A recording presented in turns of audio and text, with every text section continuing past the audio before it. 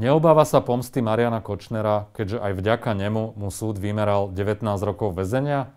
Dozorujúci prokurátor kauzy Zmenky Ján Šanta. Vítajte v relácii Na rovinu. Ďakujem pekne a ďakujem za pozvanie. Pravdepodobne podobne ako väčšina ľudí teraz v čase koronavírusu pracujete z domu. Ako to zvládate? Pokiaľ ide o prokurátorskú činnosť, treba povedať, že naša činnosť je teda činnosť dozorová. V prvom rade, čo znamená prieskum vyšetrovacích spisov. Takže z tohto hľadiska, z hľadiska prieskumu, tie obmedzenia nie sú až tak výrazné, pretože či skúmam spis v práci alebo doma, je to takmer jedno, aby som povedal, že doma je ešte väčší kľud. Takže v tomto smere sú obmedzenia minimálne. Zase na druhej strane je pravda, že sú zrušené hlavné pojednávania a ďalšie súdne konania, takže v tomto je obmedzenie najväčšie. No a rovnako je obmedzený kontakt s policajtmi len na nevyhnutnú mieru, ale samozrejme ten kontakt musí byť, teda je formou e-mailovou, telefonicky. No a ako vravím, v nevyhnutných prípadoch sa musíme stretnúť a veci prejednávať a posúvať dopredu. Ako často chodíte do práce teraz? Ako to je nastavené na špeciálnej prokuratúre?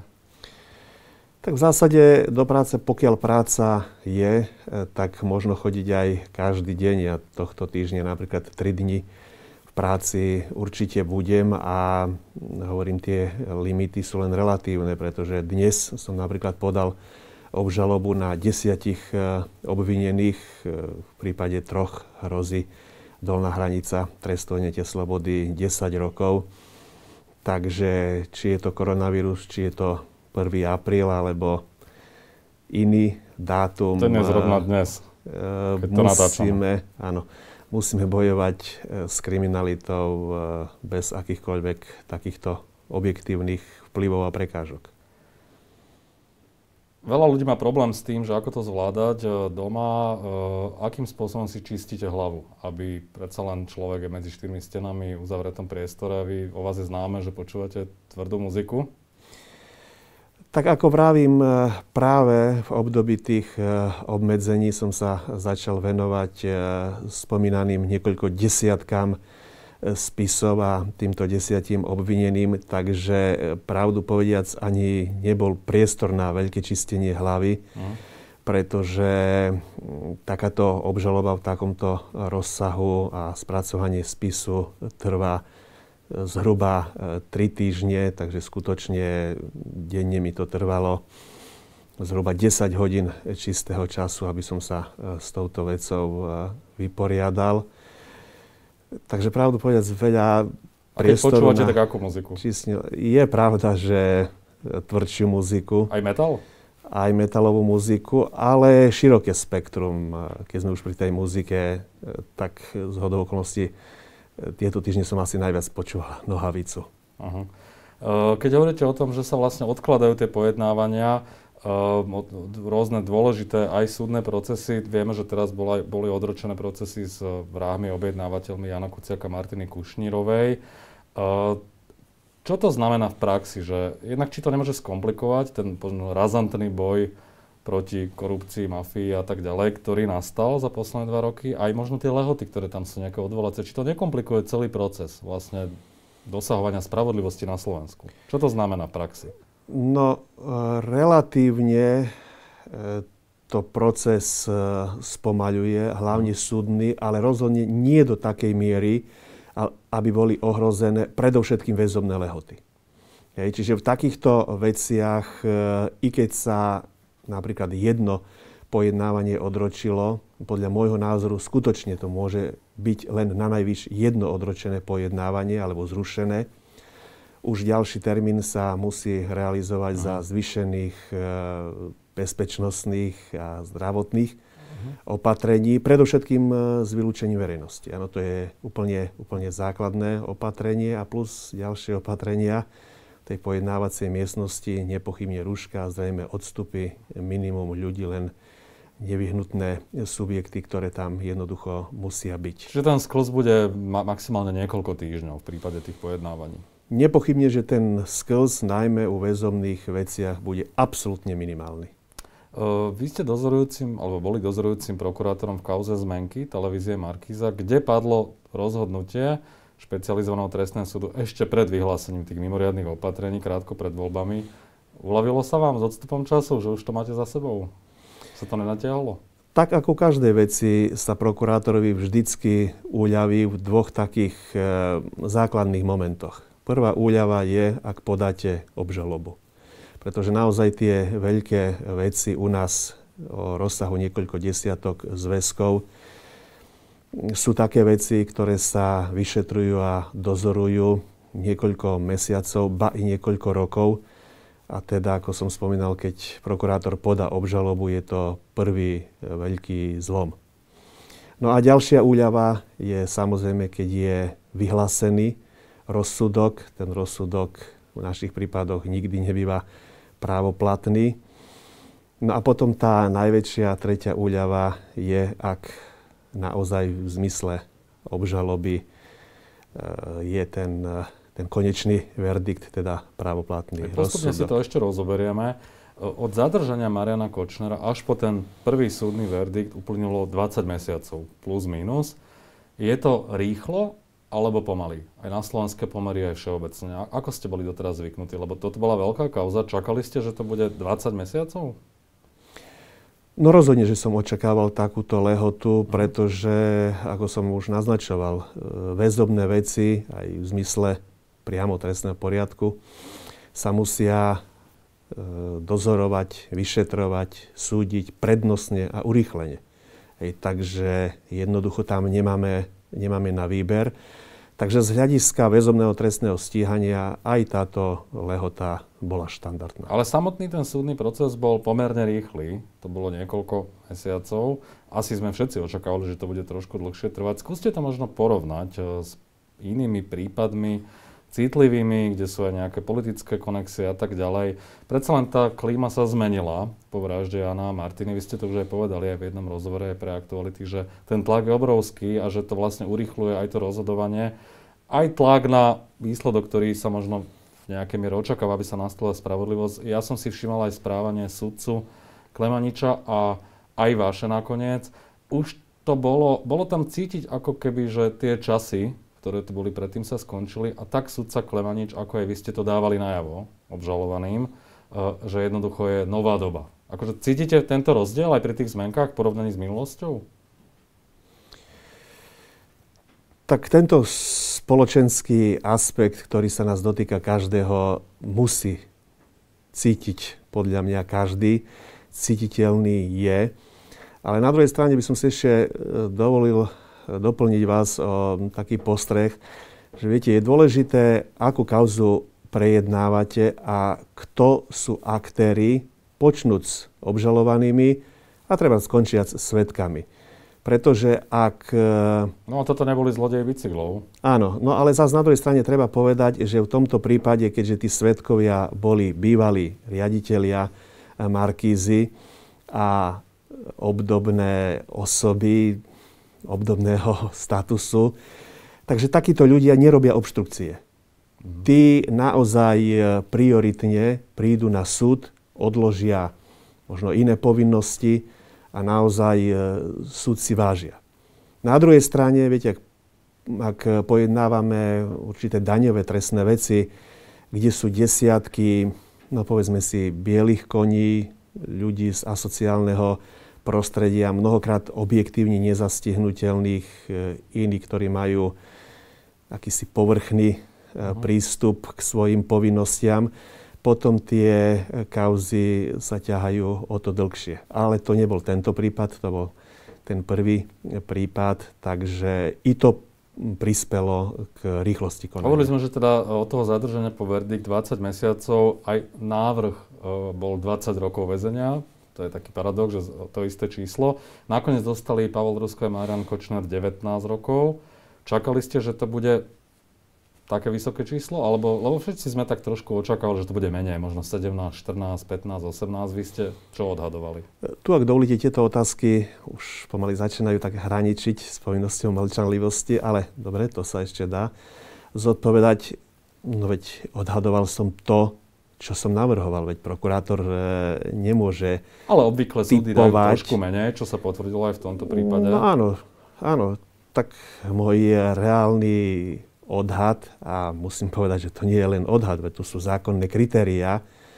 Takže zákonné kritériá ma viedli k tomu navrhovať takýto trest a postaviť sa potom aj k verdiktu tak, ako som sa postavil. Ste spokojní s tými 19 rokmi? V zásade som spokojný a už v médiách prebehli tie informácie, že som sa teda odvolal, pretože prioritne mi naozaj ide o trest prepadnutia majetku u jedného z obžalovaných. A zároveň aj chcete tých 20 rokov, aby tam bolo. A zároveň v kontexte toho, ako som hodnotil zákonné kritériá pre ukladanie trestu, som už na tom 20-ročnom treste zotrval. Čo sa vám odohrávalo v hlave, keď padlo to rozhodnutie 27. februára? Predsa len je to nejaký príbeh, ktorý ste zažili, ten prvý bezprostredný pocit, ako ste to vnímali?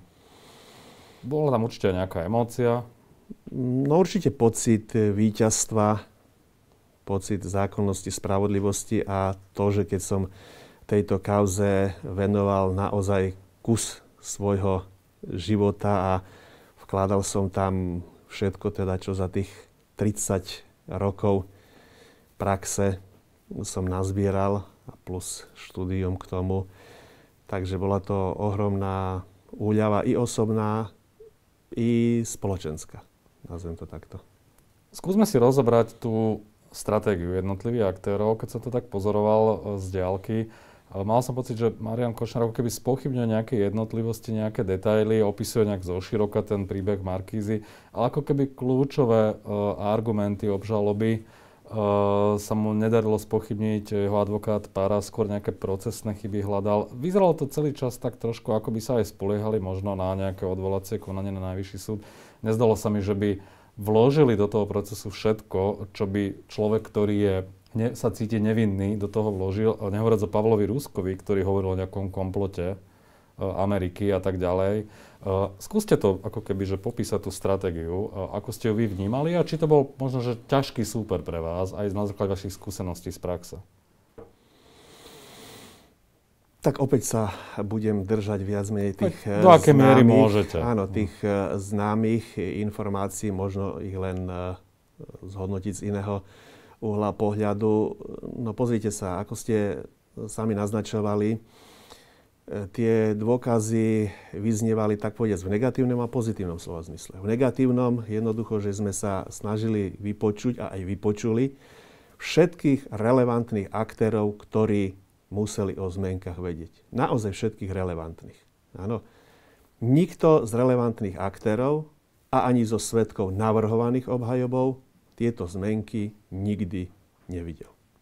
Nikdy nevidel. Kým sa neobjavili na súde, to znamená v roku 2016. Od roku 2000 do roku 2016 ich nikto nevidel, hoci všetci títo svedkovia, ktorých som navrhoval ja, boli povinní, alebo ich jednoducho museli vidieť. Veď my si musíme uvedomiť, že išlo o pôvodnú sumu cez 2 miliardy slovenských korún.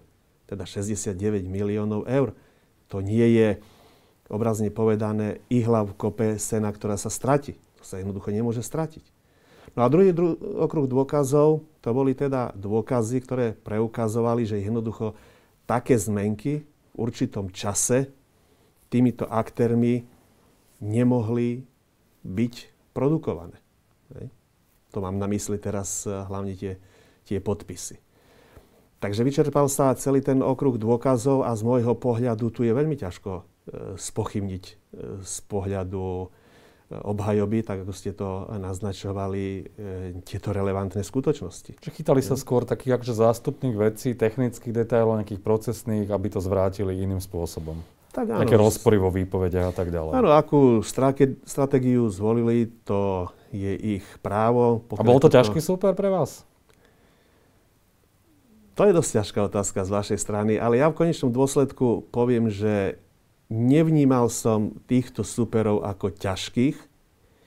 Ťažšia bola skôr miera zodpovednosti a celospoločenského záujmu naozaj neurobiť niečo, čo čo by sa mohlo spochybniť, čoho by sa mohla protistrana chytiť. Vy ste voči Kočnerovi vystupovali pomerne ostro, v niektorých momentoch ste ho tak povediac upratali a dali mu najavo, že kto je tu ako keby v pozícii toho, kto ako keby rozdáva karty alebo určuje pravidlá hry. Nemáte strach z nejakej pomsty? A narážam tým na to, že tu bola plánovaná vražda vašich kolegov, prokurátora Žilinku aj prokurátora Šufliarského. No už som sa vyjadroval x-krát. Prokurátor naozaj nesmie pracovať s takouto emóciou. Nesmie, veď to by tak narušilo ani teraz dodatočne myšlienkový proces a povinnosti, no ani dodatočne. Ani dodatočne, jednoducho nikdy. Dovolím si pripomenúť aj to, že isté, že takýto názor by mohol byť do určitej miery eliminovaný, ak by tá hrozba bola bezprostredná, respektíve ak by sa ju už len nejakými opatreniami darilo odvracať, ako to bolo naozaj u iných subjektov. Chápem ľudský, že vtedy človek môže ten pocit strachu, najmä pokiaľ ide o rodinu, vnímať inak. Ale pokiaľ sa tak nestane, pokiaľ tá hrozba nie je bezprostredná, nesmieme pracovať s pocitom strachu. V prípade Pavla Ruska ste naznačovali, že môže simulovať tie svoje zdravotné problémy. Dokonca ste sa aj smiali počas jeho záverečnej reči. Asi ste zachytili tú jeho repliku, kde sa sťažoval, že aby ste sa neusmievali počas toho, ako on hovorí. Čo vám prišlo smiešne? Pravdu povediac, nepamätám si teraz presne, ktorý moment mal taký atak jeden máte na mysli. Len viete, pokiaľ ide o ten zdravotný stav, samozrejme, že každý môže ochorieť, každý môže mať zdravotné problémy v určitom veku, vrátane veku obžalovaných sa tak môže stať. Lenže ak je to tak, potom nám trestný poriadok jasne hovorí, kedy tento zdravotný stav je akceptovateľný a aké podmienky musia byť splnené, aby sa obžalovaný na to pojednávanie nedostavil a aké povinnosti má aj lekár v tomto prípade. Myslíte si, že simuloval Rusko, keď hovoril o tých zdravotných problémoch? No pozrite sa, ja si nedovolím takto natvrdo povedať, či simuloval alebo nesimuloval. Ja to hodnotím z hľadiska trestného poriadku, či boli splnené zákonné podmienky na ospravedlnenie určitého typu choroby alebo nie. Ak tieto zákonné podmienky nie sú splnené, že nejde o naozaj bezprostredné ohrozenie zdravia v tomto prípade, no tak jednoducho nemôžeme takéto, tak povediac, polovičné ospravedlnenia alebo z polovice deklarované choroby akceptovať. Pretože my vieme aj to, a to je dlhoročná súdna prax, preto bol aj menený trestný poriadok, že miera obštrukcií a simulácií na pojednávaniach vo všeobecnosti je a najmä bola veľmi vysoká.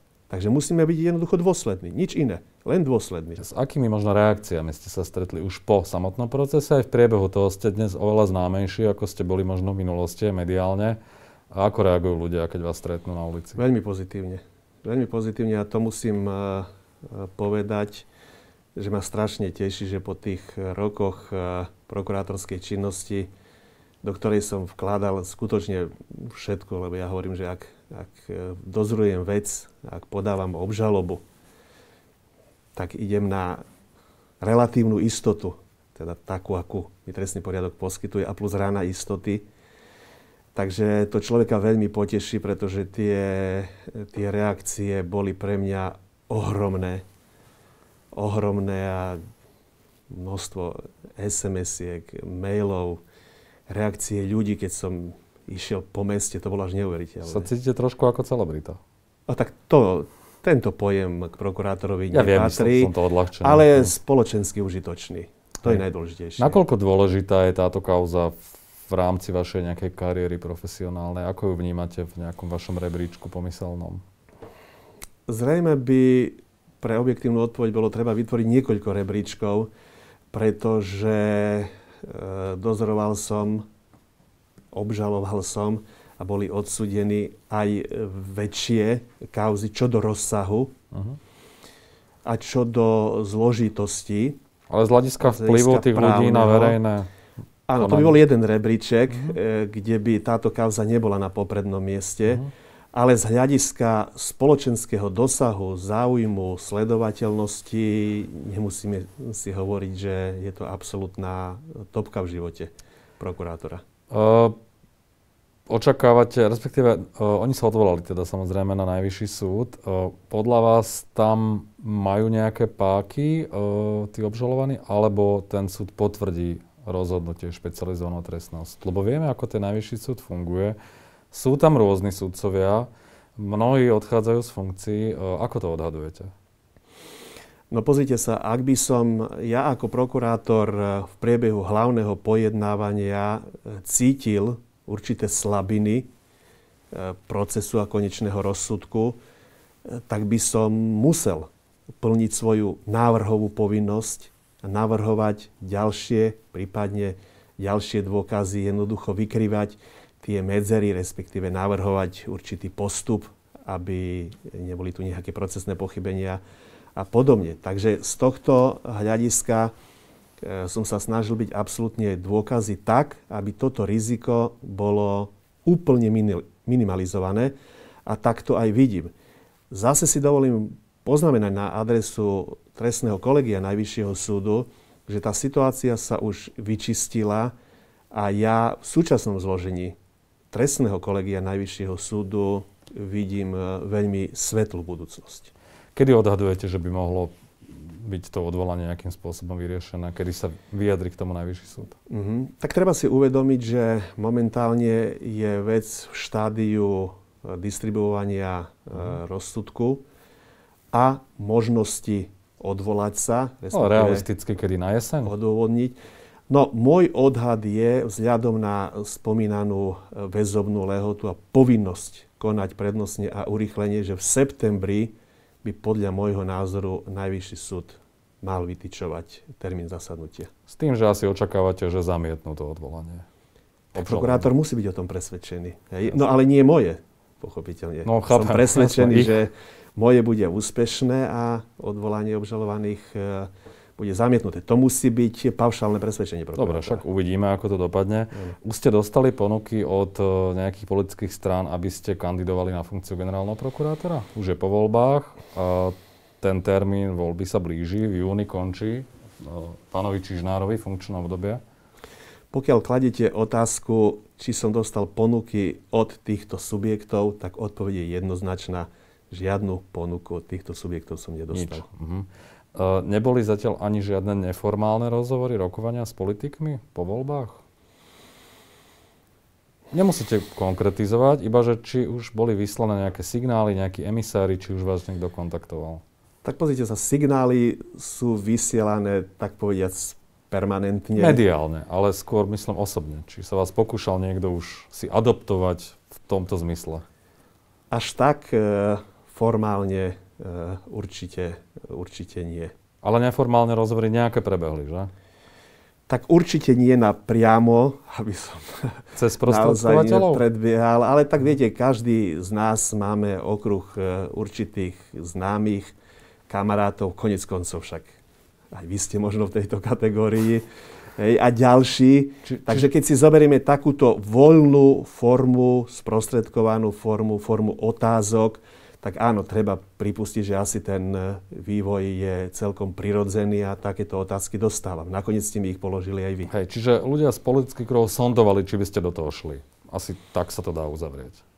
V najširšom slova zmysle by sme to asi mohli takto nazvať. Kedy sa rozhodnete? Či áno, alebo nie? No v prvom toho rade... času už nie je veľa, no?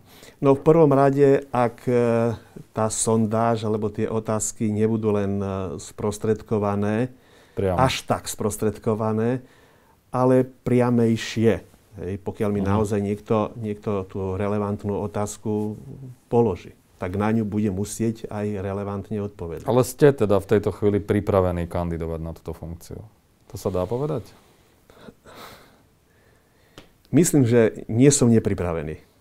No, čím že ste to nevylúčili, čiže ste pripravení. Ale samozrejme predpokladám, že tá ponuka by nemala vzísť zo Smeru alebo od LSNS.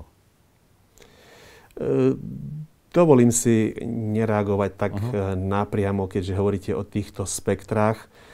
Tiež zopakujem už to, čo som povedal kedysi. Ak má prísť relevantná ponuka, má prísť naozaj od demokratického spektra a od subjektu, ktorý chce s plným nasadením budovať právny štát a ctí si základné princípy právneho štátu. Spĺňajú tieto vaše požiadavky alebo kritéria strany súčasnej vládnej koalície, všetky 4?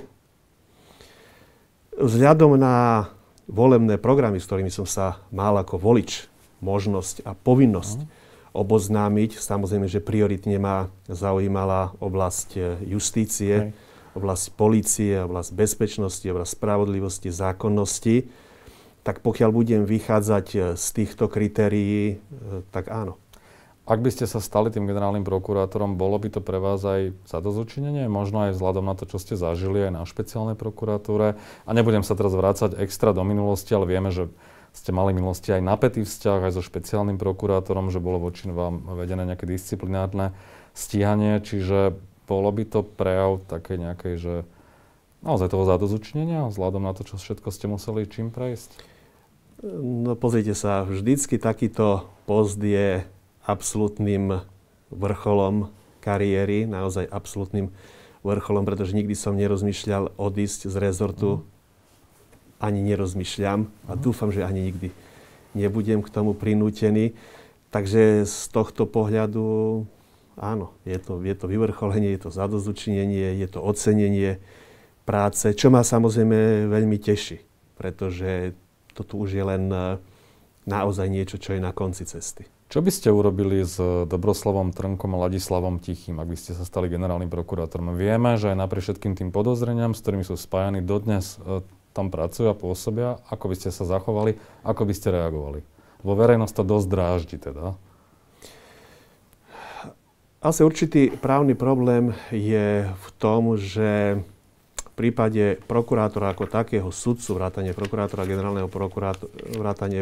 generálnej prokuratúry, sú značné limity, pokiaľ ide o obmedzenie činnosti prokurátorov a sudcov. Áno, tie statusové zákony v prospech prokurátorov a sudcov sú silné. Ale ak dovolíte, opäť odpoviem vo všeobecnosti, aby som nepredbiehal vývoj udalostí. Osobne si myslím, že prvé slova budúceho generálneho prokurátora, zodpovedného generálneho prokurátora, niekto je ktokoľvek, musia byť adresované tým naničhodným prokurátorom, ktorí jednoducho zišli z cesty zákonnosti a minimálne vo forme výzvy ich generálny prokurátor musí vyzvať, aby sa naozaj vzdali svojich funkcií, aby jednoducho pre ostatných bezmála 1100 prokurátorov nepôsobili ako jed v relatívne čistej vode a aby sa takto začala očistá prokuratúra. Prečo to Jaromír Čižnár neurobil? Prečo ich nevyzval? To nechám na ňo. Sľuboval peklo. To nechám na ňo, ešte tak môže stále urobiť. No už ma nezostáva veľa času. Ďakujem za rozhovor. Ďakujem pekne za pozvanie, teším sa na ďalšiu spoluprácu.